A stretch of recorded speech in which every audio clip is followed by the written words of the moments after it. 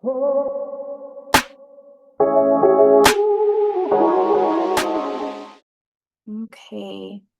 Welcome to the Indigenous Entrepreneurs Podcast. Today I have Albert Haskie with me. He is the creator of a new app, a new language app, which I'll let him talk more about. But thank you for joining me, Albert. And if I could just have you introduce yourself, and then we'll get started with the conversation. Yes. My name is Albert Haskie. I'm from Lookajigay, Arizona, and I'm a software developer.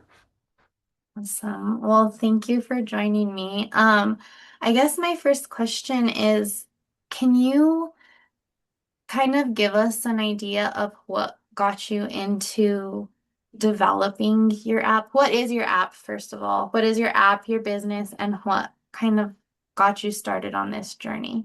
So my business is called Nyzhon Studios. It's kind of like a software solutions company, primarily focusing on indigenous efforts. That's just where my passion is at the moment. And under Nyzhon Studios, I've launched two apps. The first being Adoone'e, which is a Navajo clan app, and my newest one, Bizaad, which is a Navajo language app. And I would say my journey started, I want to say back when I was 13, when I decided to replace my phone screen on my, not my phone screen, my iPod screen. And I ended up learning, getting more intrigued about the internal components and then just thought one day, maybe I could build something software-wise for this. And I'd like to probably do that. And it wasn't until 2022 that those dreams were able to really come to life. So, did you ever think that you would be a business owner and creating your own app, or was it just kind of something that happened? What really inspired you to be on this journey that you're on? No, definitely not. Of course, I'm sure a lot of people do say that. I was very much wanting to be on the back end stuff. I wanted to just be the coder, wanted to be the solver and everything, and let the business people, figure that out. But the problem is, I could not find anyone who would willingly partner with me like that. And so it was never an option. And to get things done, to really follow through with my plan, I had to become the business owner and entrepreneur. So, what made you decide to do the two apps? Because I mean, you could have created any kind of app. Why did you decide to create the two that you did? So language has always been a part of me. I've attended a Navajo language program since kindergarten all the way up to fifth grade. And it was only until sixth grade I had a major culture shock that no one anywhere is learning Navajo except for me. I'm so sorry for that. And I was shocked by that. And from there on, I always wanted to relearn Navajo or even teach it in some cases because it was just so ingrained into my lifestyle that, if I'm missing this, I wonder who else is missing this.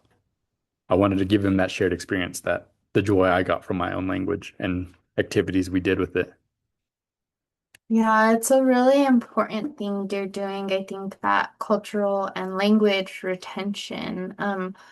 Can you talk a little bit more about that journey and what it's been like to build that and to because the Navajo language isn't easy, and what have you had to integrate and do to build what you've built? So thankfully, I was a part of those language immersion programs. And so that led me to a lot of studying, taking classes in some cases, though I never went all the way, but I still ended up doing a lot of learning on my own and I wanted to understand the intricacies and troubles that we face when it comes to learning the language. And I applied those problems to this app, which for me, the verb system was very difficult. And I wanted something that kind of helped me understand it even more, build an ear for it essentially. And so that's what is the big major thing I wanted to tackle that I'm so happy that I was able to achieve with this app. And of course, I've also consulted with many language experts, not only just because of their fluency, accuracy, and spell checking, but also because they were probably also a good primary user base that I would also be using, probably having them use as well, because they probably would need resources too to teach it more effectively as well. and give opportunities to learn outside the classroom as well. Kind of talking about resources, what are some organizations or people that have kind of helped you along this journey of building your app and starting your business? Yes, so I'm happy to say that Jordan Goldtooth was a software developer on this project as well. Brittany Jean, who was the graphic designer and logo designer for this app. And this one person isn't in the credits just yet, but this next update they will be. Gabrielle Jack, who did the audio right now for Adoone'e Bizaad, and my mother Shema, who was a culture advisor every step of the way. There was also a lot of other culture instructors as well, um, who I can't seem to remember at the moment, but they were also a big help as well. And what has it been like? I mean, starting an app, I'm sure it hasn't been easy. Starting your business, building out the app. Can you talk a little bit about that journey and maybe some of the challenges you faced and how you've overcome those challenges? Whatever is like, there's a three-step challenge, I would say. First was learning how to code. Then next, the bigger challenge for me was to see if even code can correlate with our culture and our way of life. And that was like my first app's test, the Navajo clan system. If my app could not, figure out the Navajo clan system, then by no means was it ever going to even figure out the language. And it just helped me understand that you know, it's an effort that I can't finish. Thankfully, that wasn't true, and my Navajo clan app was able to push through. So then the next part was actually getting on Apple and Google, which is also a challenge feat in its own, because they're very strict in terms of what kind of features that you have, and they're very nitpicky with bugs and everything. And sometimes the te user testers aren't using the best device. And it's, you're working with people who are testing your device, and sometimes they don't update the things, and they say, this issue's still pressing. And I'm like, no, I checked on my own devices, 3 devices. Did you update your app that I sent you? That's frustrating. I can't, I mean, I've had a hard time even just getting this podcast on Apple Podcasts. So I can't imagine like doing a whole app and getting it on their platform.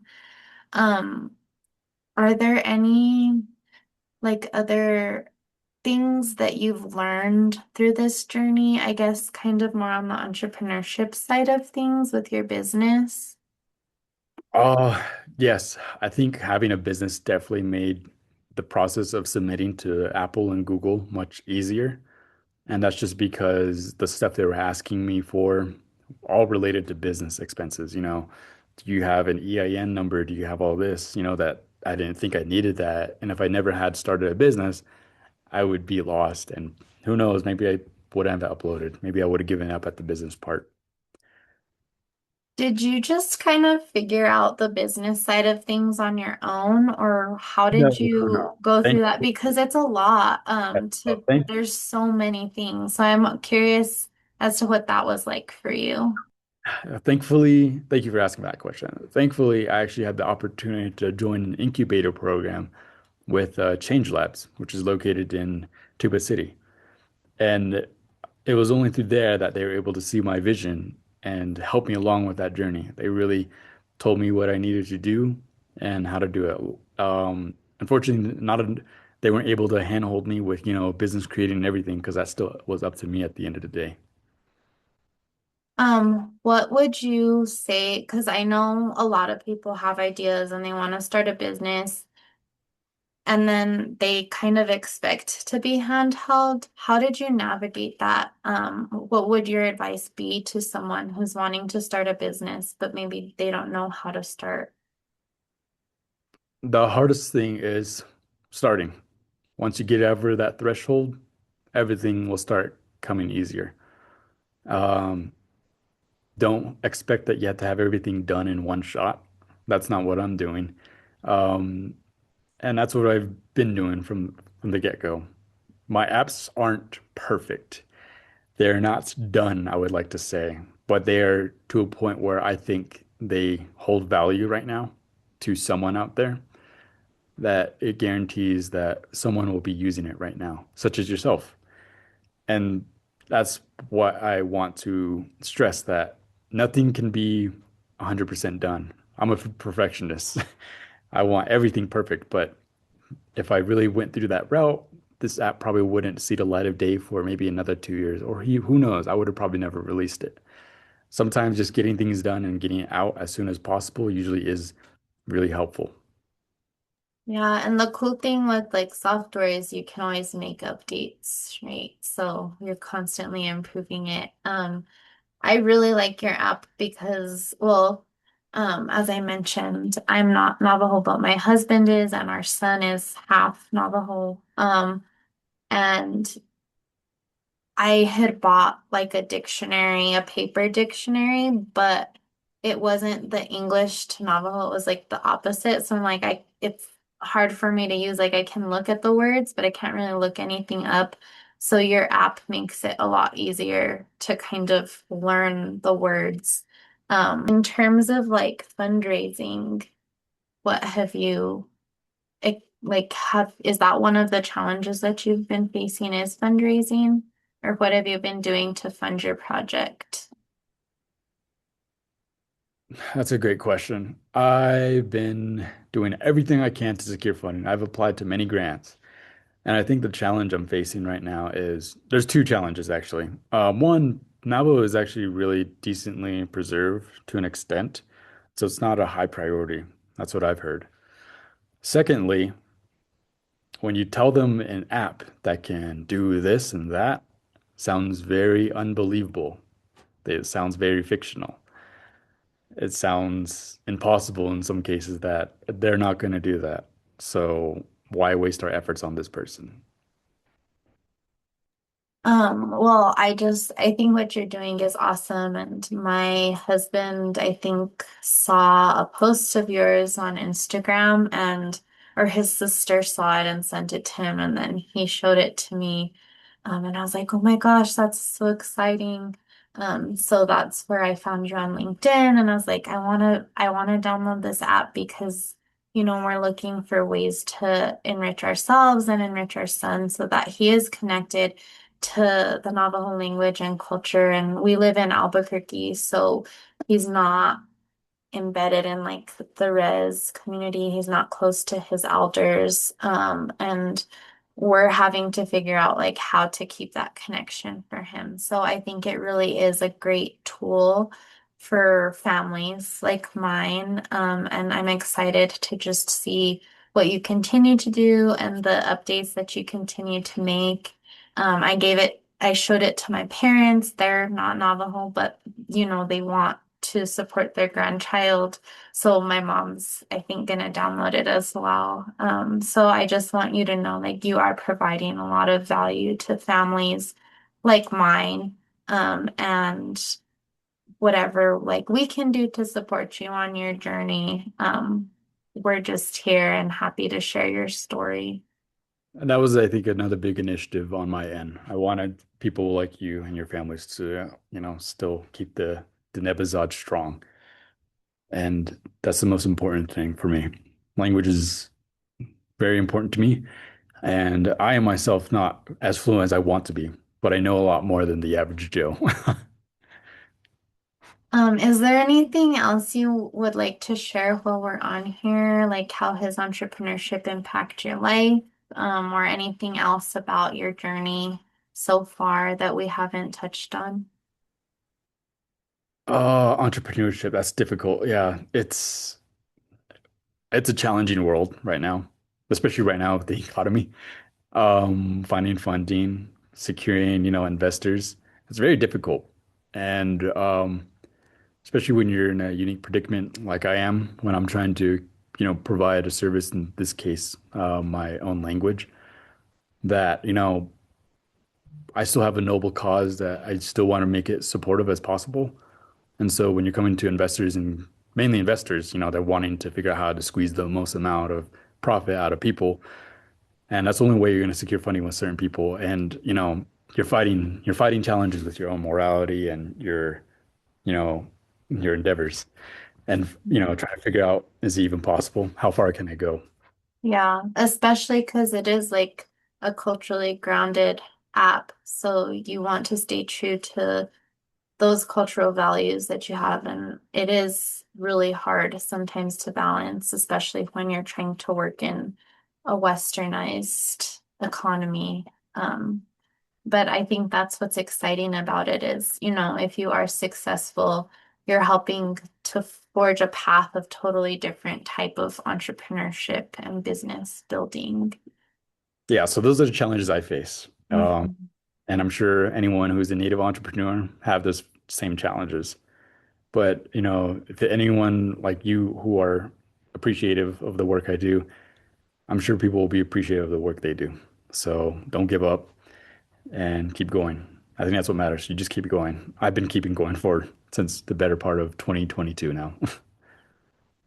I know you can't share everything with us, but are there some goals you have going forward for your app and your business?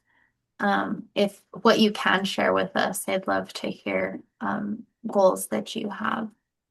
I can't share any more beyond the language app for now, just because I don't want to make any empty promises. But I can say there is an update and just some audio. Like I said before, that's all I can share at the moment.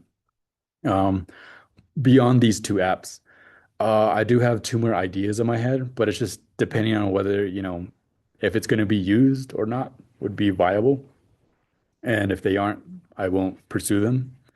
Um, but the other one I've been really wanting to do is a video game. I'm a gamer myself, but I always wanted to create games. And little fact, I was also a filmmaker before all this, and I wanted to figure out how I can blend the two worlds together. And to me, it seems like creating a narrative-driven video game would be the next ideal thing for me right now. That could be a lot of fun. I have a few people I might want to connect you with offline off this conversation. But kind of on that note, is there anything that organizations like Change Lab or like UNM Rainforest Innovations can do to continue to support Native entrepreneurs like yourself? That's tough. I wouldn't know. That is a very loaded question. I guess right now, protect data sovereignty because right now people are kind of essentially giving it away, and that definitely doesn't sit right with me. I've faced criticism that people are saying, I'm giving away my stuff, and I'm not going to explain to every single one of them what I'm doing. Uh, but I see more on what other people are doing, and in some cases who are non-Navajo. And that one unfortunately disturbs me just a little bit more. And I wish more people would see that. But right now, I'm not here to attack anyone. I'm not here to call anyone out right now. But I'm not the first. There's more out there if you do research. And I stress to you that this is why I'm doing what I'm doing because people like them are doing it before us. And we need to figure out how to, stay ahead of the curve by, innovating and evolving right now. Well, thank you for your time, and your words, and again, your work and your app. I don't know if there's anything else that you'd like to share before we get off. I will Uh, definitely include a link to your the app so Just the people can website. No. download. I don't know if Yeah. you have, yeah, the website would be best. I don't need to say the price, everything, just kind of redirect them to the website. Okay. If you want an audio snippet, I'll give it. If you would like to learn more about Bizaad and my other app, Adoone'e, please visit www.adoonee.com. That is spelt ADOONEE.com. Awesome. Well, thank you. Thank you so much for your time and for the work you're doing. Thank you. Okay.